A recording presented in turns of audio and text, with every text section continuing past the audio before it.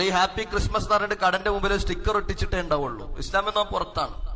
കാരണം കുൽ ഹുവല്ലാഹു അഹദ് അല്ലാഹു സമദ് ലം യലിദ് വലം യൂലദ് ലം യലിദ് വലം യൂലദ് വലം യകുൽ ലഹു കുഫുവൻ അഹദ് എന്ന് പറയുമ്പോൾ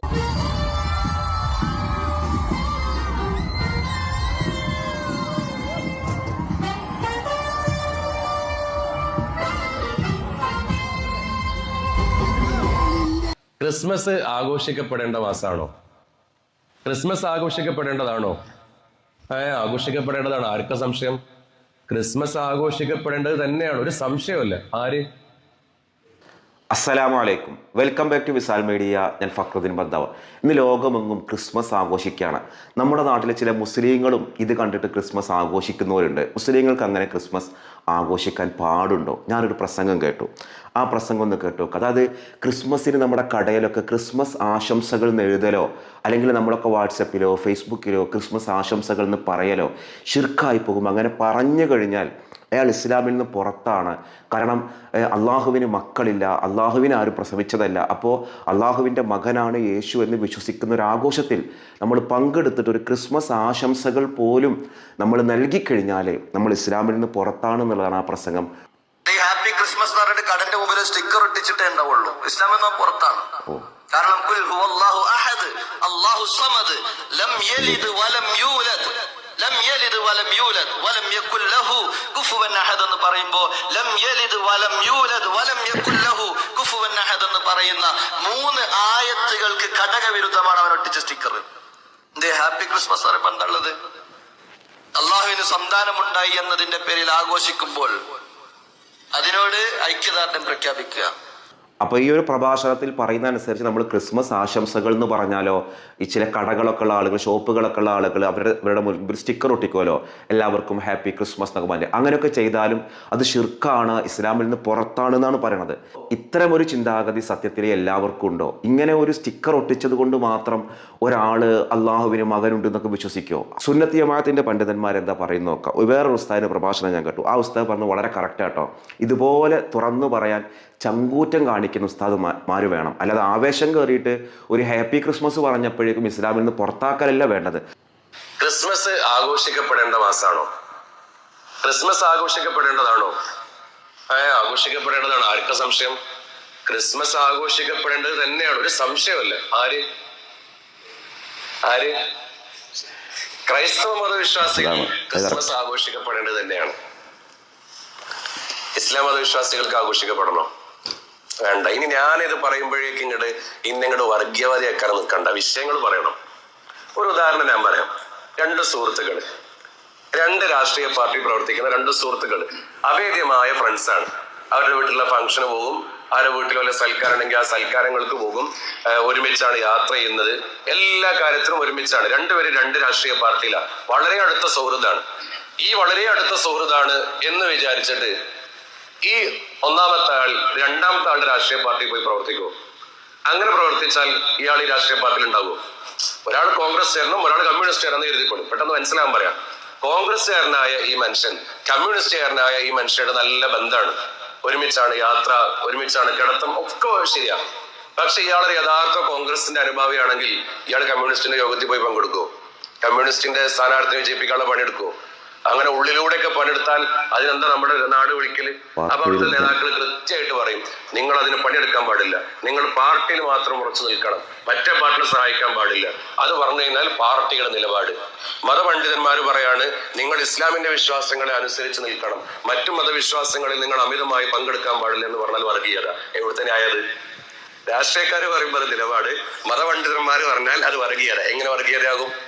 അവരുടെ മതാചാരങ്ങൾ അതേ രൂപത്തിൽ അനുഷ്ഠിക്കാനുള്ള സ്വാതന്ത്ര്യം അവർക്കുണ്ട്. അത് ചെയ്യാം. അത് കാണുമ്പോൾ നമ്മളാരും അതിനെ വ്രണപ്പെടുത്താൻ പോകേണ്ടതില്ല, നമ്മളാരും അത് ചെയ്യാനും പോകേണ്ടതില്ല. നമ്മൾ അതിന് അതേ രൂപത്തിൽ ഉൾക്കൊള്ളുക. അല്ലാതെ ഇത് വർഗീയതയാണ്, ഇത് വർഗീയത എന്ന് കരുതണ്ട. ഒരു മതത്തിന്റെ പണ്ഡിതന്മാർക്ക് ആ മതവിശ്വാസികളുടെ വിശ്വാസ കാര്യങ്ങൾ, ഈമാനിന്റെ കാര്യങ്ങൾ, അത് നിലനിർത്താനുള്ള വിഷയങ്ങൾ പറയുക എന്നുള്ളത് നിർബന്ധമാണ്. അത് പറയുക തന്നെ വേണം. അതാണ് പണ്ഡിതന്മാരുടെ ജോലി. അതാണ് മഹാനായ ഇബ്നു ഹജർ ഹൈതമി അവിടുത്തെ ഫതാവൽ കുബ്രയിൽ രേഖപ്പെടുത്തി. ഏതൊരു മതവിശ്വാസത്തിന്റെ ആചാരത്തോടും അത് ആ മതവിശ്വാസത്തിന്റെ ആചാരമാണ് എന്ന് മനസ്സിലാക്കി ആ മതവിശ്വാസത്തിന്റെ ആചാരത്തിൽ പങ്കുചേരുക എന്നുള്ളത് കുഫറാണ്. ഇനി അങ്ങനെയല്ല, അതൊരു മതവിശ്വാസത്തിന്റെ ആചാരമാണ് എന്ന് നമ്മൾ വിശ്വസിക്കാതെ അവരോടുള്ള സൗഹൃദം പങ്കിടലായി നമ്മൾ അതിലോട് പങ്കുചേരുകയാണെങ്കിൽ അത് ഹറാമാണ്. പറഞ്ഞത് ആരാണ്? ഇബ്നു ഹജർ ഹൈതമി തങ്ങൾ അവിടുത്തെ ഫതാവൽ കുബ്രയിൽ രേഖപ്പെടുത്തിയ കാര്യമാണ് ഞാൻ പറയുന്നത്. എന്റെ പോക്കറ്റിൽ നിന്ന് എടുത്ത കാര്യമല്ല, പണ്ഡിത നിലപാടാണ്, ഇസ്ലാമിന്റെ വീക്ഷണ നിലപാടാണ്. അങ്ങനെ ആകുമ്പോൾ ക്രിസ്മസ് ആയിക്കോട്ടെ, എന്താഘോഷം ആയിക്കോട്ടെ, അത് ഈ രൂപത്തിലുള്ള ഒരു പങ്ക് ചേർക്കൽ അവിടെ വരുന്നുണ്ട്. അങ്ങനെയാണെങ്കിൽ അത് പങ്കെടുക്കലിന്റെ വിധി എന്താണെന്ന് നമ്മൾ മനസ്സിലാക്കണം. ഒരു സൗഹൃദത്തിന്റെ പുറത്ത് വീടിന് മുമ്പിൽ ഒരു സ്റ്റാർ കെട്ടി തൂക്കുക, ഒരു എന്തുണ്ടാക്കി വെക്കുന്നു, ക്രിസ്മസിന് ഒരു പുൽക്കൂട് ഉണ്ടാക്കി വെക്കുന്നു, ഒരു ക്രിസ്മസ് ട്രീ ഉണ്ടാക്കി വെക്കുന്നു, ഒരു സാൻഡായിട്ട് ക്രിസ്മസ് അപ്പൂപ്പനെ നമ്മൾ വേഷം കെട്ടി വെക്കുന്നു. ഇതെല്ലാം മരത്തിന്റെ പരിധിയിൽ വെച്ച് നോക്കുമ്പോൾ ഇതൊന്നും പറ്റാത്തതാണ്. എന്നാൽ ഒരു വീട്ടിൽ ക്രിസ്മസ് ട്രീ കണ്ട നമ്മൾ അതിനെ നശിപ്പിക്കണോ? പാടില്ല. നശിപ്പിക്കരുത് എന്നല്ല, പാടില്ല എന്ന് തന്നെയാണ്. ഒരു സാൻഡ റോട്ടിലൂടെ അവരുടെ ആഘോഷം പോകുന്ന സമയത്ത് കല്ലെടുത്തെറിയാൻ പറ്റുമോ? പറ്റൂല. അങ്ങനെ ചെയ്യാൻ പാടില്ല. പുൽക്കൂട് തകർക്കാൻ പറ്റും? പാടില്ല. ഇതാണ് ഇസ്ലാമിന്റെ നിലപാട്. ഇത് നിലപാടാണ്. ഇതല്ല ഇത് വർഗീയതയും ചിത്രത ഉണ്ടാക്കുന്നതല്ല. ഇത് നിലപാട്. അത് പറയുന്നത് വേണം. വളരെ മനോഹരമായിട്ട് ഉസ്താദ് പറഞ്ഞോട് നിങ്ങൾ യോജിക്കുന്നുണ്ടോ?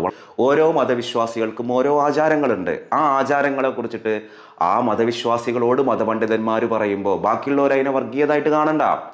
മതപണ്ഡിതന്മാർ മതവിശ്വാസികളോട് പറയുന്ന കാര്യങ്ങളാണത്. കോട്ടയം ഭാഗത്തേക്കൊക്കെ ക്രിസ്മസ് എന്ന് പറഞ്ഞാൽ റോഡ് മുഴുവൻ, തൃശ്ശൂർ ജില്ലയിലൊക്കെ കാണാം, റോഡ് മുഴുവൻ നിറത്തുന്ന എന്താ പറയുക, ക്രിസ്മസ് അപ്പൂപ്പന്മാർ, കരോൾ സംഘങ്ങൾ, ഇങ്ങനെ ഗംഭീരമായ ആഘോഷങ്ങളാണ്. അത് അവരുടെ മതവിശ്വാസത്തിൻ്റെ ഭാഗമായിട്ട് അവർ നടത്തുന്ന ആഘോഷങ്ങളാണ്. ഇതിൽ ബാക്കിയുള്ളവർ അതിൻ്റെ കൂടെ അങ്ങോട്ട് കൂടിയിട്ട് ഞങ്ങളും ക്രിസ്മസ് ആഘോഷിക്കുകയാണെന്ന് പറയുമ്പോൾ മതപണ്ഡിതന്മാർ മതത്തിൽ പറയേണ്ടുന്ന കാര്യങ്ങൾ പറയും. ആളുകൾ ക്രിസ്മസിന് ആശംസ പറയുന്നത് യേശു ക്രിസ്തു അള്ളാൻ്റെ മകനാണെന്ന് വിശ്വസിച്ചിട്ടൊന്നുമല്ല. അതൊരു സൗഹാർദ്ദത്തിൻ്റെ ഭാഗമായിട്ടോ ഒരു ബിസിനസ്സിൻ്റെ ഭാഗമായിട്ടൊക്കെ ചെയ്യുന്ന കാര്യങ്ങളാണ്.